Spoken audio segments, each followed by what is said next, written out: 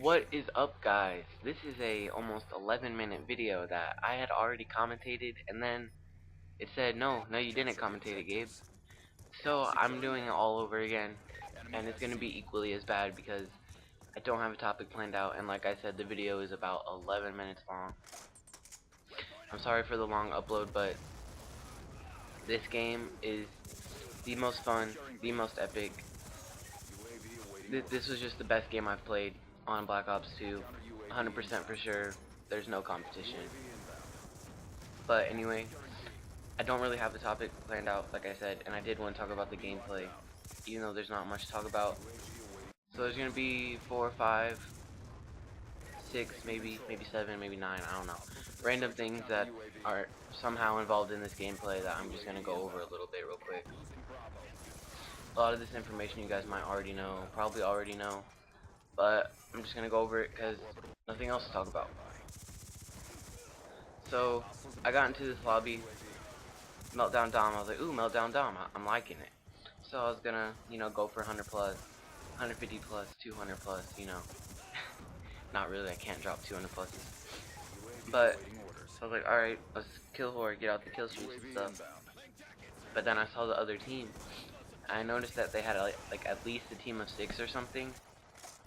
So I was like, oh great, should I back out? But then I saw that their emblems and clan tag and stuff were like win before KD, which if you care about winning before your KD, that definitely, I respect you a lot. Even though stats don't matter, like especially KD doesn't matter, but I would be more afraid of someone that had a high win loss than a high KD, because it does take more skill to play the objective, in my opinion. I mean, unless they're playing like with a team of 9 every single game, and then that's the only reason why their win loss is high. But these guys were definitely good, and they knew how to play. So I decided to stay in the lobby and pull out my objective class, which I'll go over real quick. Is the MP7 silencer and fast mag, and the MP7 has definitely turned into one of my favorite guns for sure.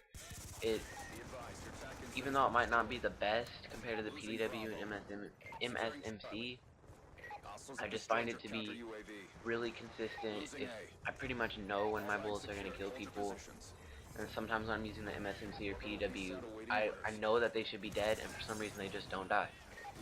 But the MP7 seems to be really consistent, and I feel really comfortable with it. And then I'm running, the first perk is Flak Jacket all the way. If you're trying to cap flags, you need to have Flak Jacket. You can, even watching this game, you're going to see explosives going off left and right.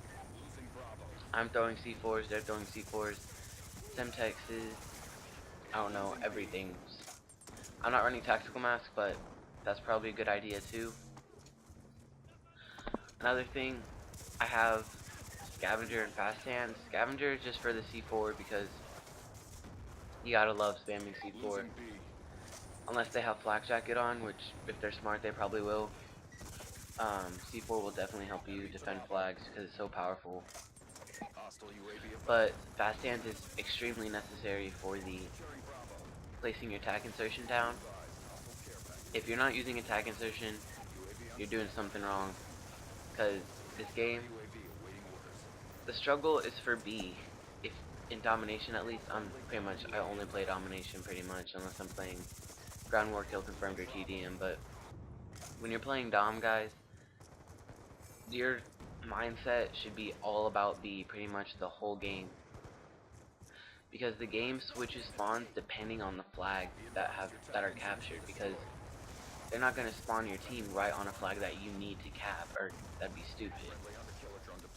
Whoever has B, they're going to spawn closer to B, or sometimes if the enemy's pushed up towards B, still the back of their spawn. But if you don't have B, you're going to spawn at the back of your spawn, which is A or C, every single time. And you're going to run all the way to B if you're trying to play objective. You're going to run all the way to B. Sorry about that. You're going to get killed.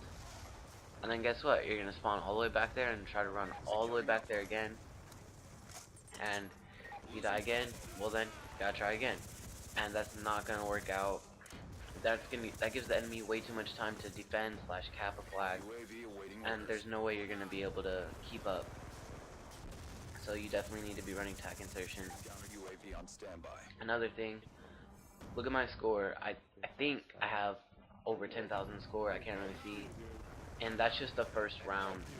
10,000 score is pretty hard to break, even if after a whole game. But this is by far the best way to rank up. Best way to get your score per minute up if you're trying to do that for some reason. But this is how my score per minute is high, because I do this pretty often. And if not, I kill whore a lot, and I do play objectives even while I'm kill whoring, so that's why my score per minute is so high, even though it's not that high. It's like 581, 580 something. But if you're trying to rank up, because I know there's already a lot of people at Prestige Masters and stuff already, but this is by far the best way to rank up. If you watch, I'm getting assists, kill attackers, kill defenders, UAV assists, counter UAV assists, capture kills, everything super fast. And especially, just imagine if you're rocking double XP, this will give you so much experience points. So yeah, if you're trying to rank up, you should definitely do this. Even though, if you're playing with like regular people that aren't really trying to win, if you try to like play objective really hard, you're probably just gonna end up like triple capping the whole time, and that'll actually have a negative effect on your score per minute, because then the teammates, not your teammates, but the enemy team, I'm sure you guys have experienced it before, when they kind of just have that I give up mentality. They just don't even try to go near a flag. And here I just have this random lag spike that always sucks. They'll go against the enemy team, and then they'll just be like, frick it, I can't cap a flag, I'll just sit in a corner. So then you have to try to play hide and seek with them, find each one of them and kill them. Can't get any kill attacker or capture kill points, and I mean, that always just sucks. It kind of turns to a boring game. But this is just action-packed the whole time. Like, during this game, I was freaking out with the amount of fun I was having. Like, it was just so fun and so intense. Like, during those little scenarios right there where I'm like in the middle of the freaking map and I feel like there's 15 explosions next to me trying to cap a flag, I mean, that's really fun. I don't know if it's nerdy, but it gives me like a little adrenaline boost trying to compete with people, because I don't know if you've ever been in any kind of competitions. Like me, for example, I skate. I've been in skateboarding competitions. Like, gives you a drive to do your best or do better than what you usually do, and that feeling just feels really good, because you want to have those bragging rights of like, yes, I just won, or even if it's not for like bragging or anything, like just to feel inside like, yes, I won that against people that are actually good and stuff. I mean, that's pretty rewarding. So that's probably why I was actually trying in here. And what else? What else? Okay, at the end of the game, if you win or if you lose, always be a good sport about it. These guys, they were a good team, and they were nice. After the game, I was like, oh my god, you guys, that was such a good game. Thank you for playing with me. That was freaking awesome. And they were like, yeah, dude, you too. Freaking good game. I can't believe you guys won. I might have just spoiled it, but yeah, we did win. This is the closest game ever. You'll see what happens. But yeah, if you win or even if you lose, just be like, good game. You guys gave it your best. We gave it our best. And sometimes, I mean, you're gonna have to say, good game. You're lucky that my teammates so big. sometimes that's the case, but also, I don't know if I talked about this. I'm scared to talk about it, because if I talk about it and I've already talked about it, then I'm gonna look really stupid. Like, really stupid. Oh god. I'm just gonna talk about it, because I don't know if it was last commentary. When you're facing kids that are good and definitely going for the win, you have to put yourself in a different mentality of going against regular scrubs, because you should know, alright, these guys are going for the win. They're going to be running flak jacket. They're going to have tac insertions. So, knowing that, you have to play against that and know what they're doing. Know that they're calling out stuff, like you'll see.